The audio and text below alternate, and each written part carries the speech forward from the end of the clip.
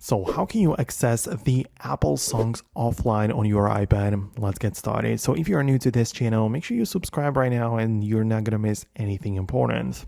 So you need to make sure that you have the Apple Music app ready on your iPad. Obviously, if you have a subscription, that's great. If not, you can just purchase or add some songs separately and whatnot. But basically what we need to do is to go to your library section, which you can find in like the recently added right there. And once you have something added to your library, right, so we can, for example, just look something up inside of the search. You might like a song and whatnot, and you just tap on the plus button to add it to your library.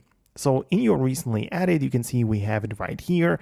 And if you go to your like albums and whatnot, you should be able to find the little download button, like there is the arrow pointing down.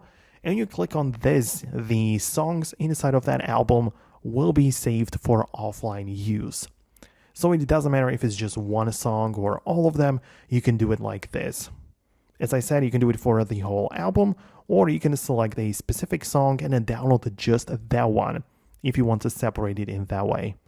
And obviously, once it gets downloaded, you'll be able to access it even without the internet connection. But you should, of course, know that it will, the music app will take up a little bit more storage on your device if you start downloading downloading the songs, of course, for your offline use.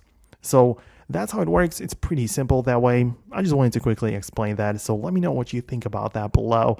Most definitely subscribe for more tutorials like this one, and I'll see you later in the next video as well.